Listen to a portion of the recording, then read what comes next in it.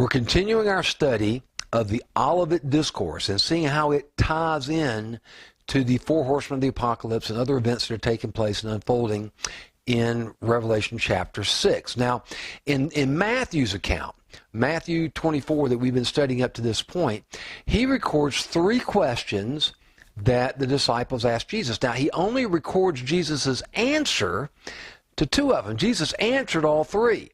We're going to see his answer to the third one in Luke's account. And in Luke's account, we also see that there was a fourth question that was asked of Jesus. And he answers all four.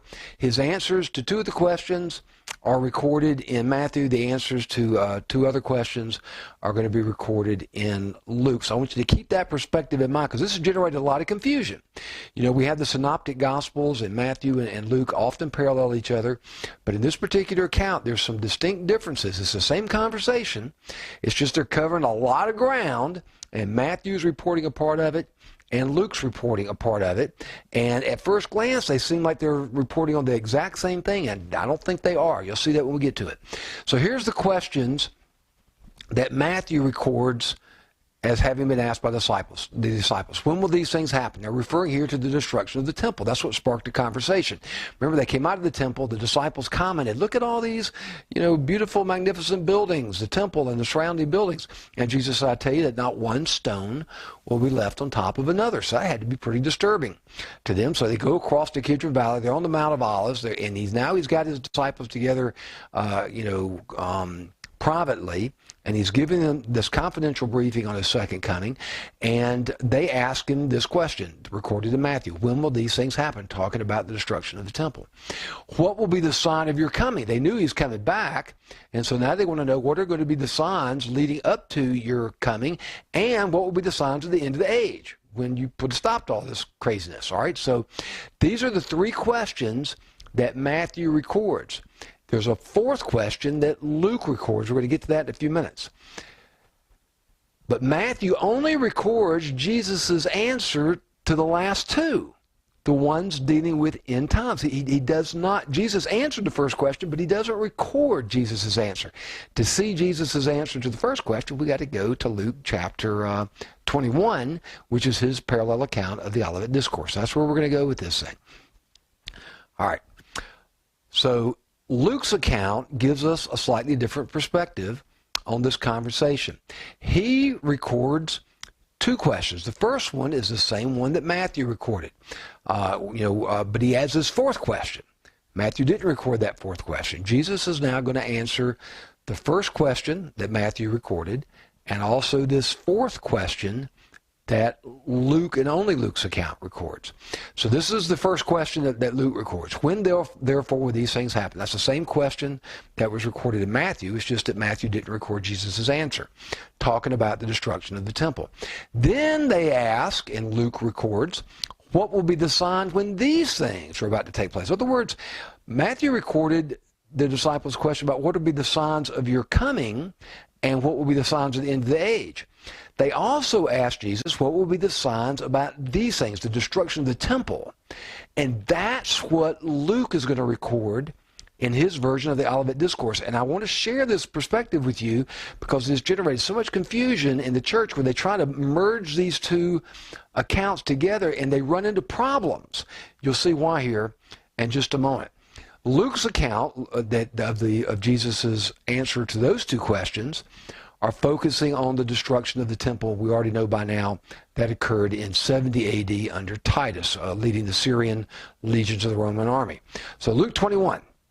And while some were talking about the temple, that it was adorned with beautiful stones and votive gifts, he said, as for these things which you are looking at, the days will come in which there will not be left one stone upon another, which will not be torn down. So he's talking specifically about the temple and the temple buildings. They were in fact torn down. We talked a little bit about the southern conjecture a few sessions ago with maybe the Wailing Wall could potentially be part of the Antonia fortress, but that's debatable. But he's definitely talking about the temple here and the temple buildings. And he says, not one stone be left upon another. And that happened quite literally and quite tragically in 70 A.D. And then it goes on. Luke goes on. They question him, saying, Teacher, when therefore will these things happen? Okay, that's the same question that Matthew recorded. It's just that he didn't record Jesus' answer. And what will be the sign when these things are about to take place? That's the fourth question that was not recorded in Matthew. And he said, see to it that you are not misled, for many will come in my name, saying, I am he, and the time is near. Do not go after them. When you hear of wars and disturbances, do not be terrified, for these things must take place first, but the end does not follow immediately. Now, you've got to track carefully with me here. Luke is recording Jesus' response to the other questions, the ones about the end times, the ones about his second coming. And he's following the same pattern that Matthew followed. He's talking about the false Christ and the wars and rumors of wars, which are going to follow along with the four horsemen of the apocalypse. It's the exact same sequence. Then he continued by saying to them, nation will rise against nation and kingdom against kingdom, and there will be great earthquakes, and in various places plagues and famines, right? We saw that. That was the black horse. We got the white horse is going to be the false Christ. The rider on the red horse is bringing war and destruction. And we've got the black horse with plagues and famines, particularly with highly inflated food costs, which is a sign of famine, which often follows after warfare. And then there will be terrors and great signs from heaven. Now, the one thing that Luke doesn't specifically note here is the death of the saints. Matthew recorded that many of you will be put to death. Instead, Luke phrases it this way, that there's going to be terrors. So we got the same pattern following the four horsemen of the apocalypse that we're now in the process of studying from chapter 6. But instead of the killing of the saints, Luke mentions terrors. I think that's an interesting use of the word, because in our modern era, the greatest threat to Christians throughout the world is radical Islamic terrorists. We use that term, don't we? Terrorism, to tie into that. So the Holy Spirit just does these word plays, these puns all the time. This may very well be one of those. So it's talking about the same thing. It's talking about the killing and deaths of the saints, the martyrdom. Could be an indication, perhaps, at the hands of Islamic terror, or other types of terrorists for that matter. But we'll talk about Islam and the role that it plays when we get to the green horse. And they are, in fact, killing Christians in great numbers throughout the world, and they're likely to kill a whole lot more if they have a chance, and if they can develop the technology. That's why we're so concerned about Iran currently.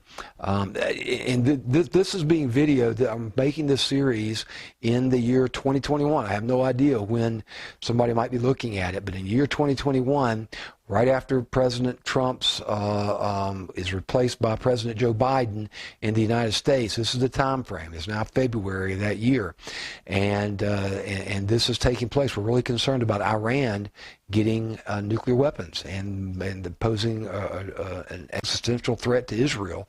And would Israel take a preemptive strike if something like that was to happen? And what ramifications does that have for wars and rumors of wars and end-time events and eschatology and the rebuilding of the temple? It's all tied in together. So we're going to watch the news very, very closely. Keep your Bible in one hand and the newspaper in the other. Nobody reads newspapers anymore, but keep your favorite news site up on your or your favorite app, so that you can see what's going on in the world, particularly watching some of the Jewish Jerusalem Times and other Jewish news sources about what's happening over in Israel.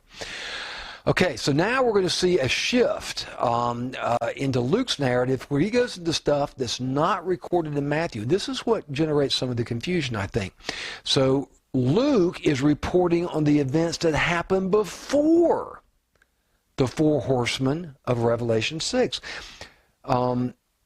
Matthew is reporting on Jesus' answer that directly parallels, and the things that happen after them. Well, Luke just recorded Jesus' reaction and says, yeah, there's going to be a false Christ, and there's going to be wars and destruction, there's going to be earthquakes, plagues, and famines, and there's going to be terrors. But watch what he says next. But before all these things, not after, now he's turning the clock back. He sets the stage. He talks about the four horsemen, not in so many terms. He's talking about the same things in the exact same order. And now he turns the clock back. And he says, but let me tell you what's going to happen before all these things. Not after them, but before them. And this is where people get confused. They don't note this translation. They're not being good inductive students. Before all these things, they will lay their hands on you and will persecute you, delivering you to the synagogues and prisons, bringing you before kings and governors for my name's sake. It will lead to an opportunity for your testimony. So make up your minds not to prepare beforehand to defend yourselves, for I will give you the utterance and wisdom which none of your opponents will be able to resist or refute.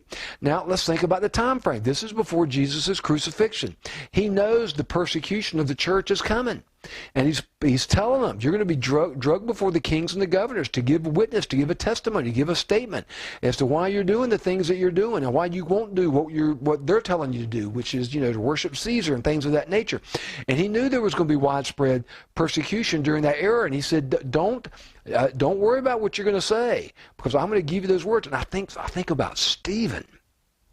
What a profound event that we have recorded in the book of Acts, where Stephen is in fact called before them, and he gives that wonderful testimony, the history of Israel. He reveals stuff that's not revealed in the Old Testament, by the way. If you want to really pick apart Stephen, I